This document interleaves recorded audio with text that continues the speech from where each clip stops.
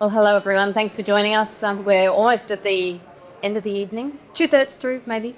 My name's Rebekah Blake. I'm the head of compliance and investor relations here at VentureCrowd. And also, I forgot the clicker. I knew there were too many things. Oh, Dave, I've gone the wrong way. This is us. So my team looks after investors post-financial close. And in my view, yes, you've got the piece at the beginning, but actually that's where the real relationship begins. So our job is somewhat complex, but I like to try and make it simple. We want to make sure every investor knows where their money is, how it's performing, and what is the next step. Now, as part of my role, I also lead the compliance committee. None of this we can do without an AFSL, so it's a really important part of our business, essential.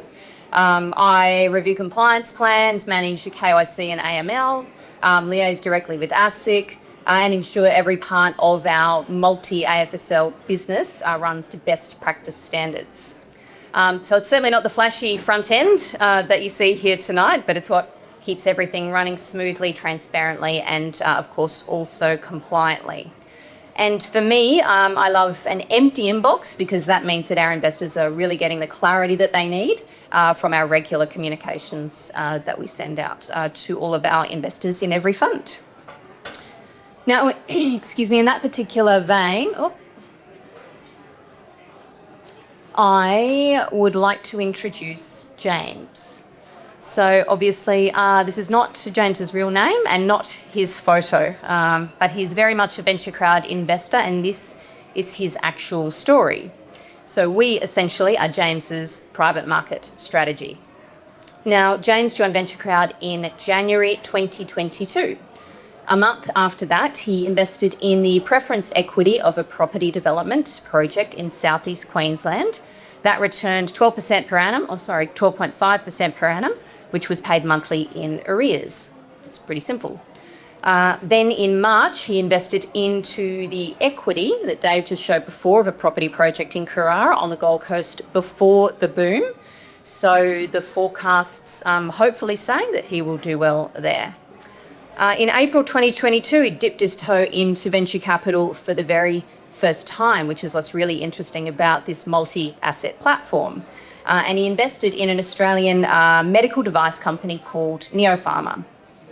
Now, having an interest in health himself, he then invested into the VentureCrowd Health Tech Fund. So that was also a first for James in investing in an actual ventures fund.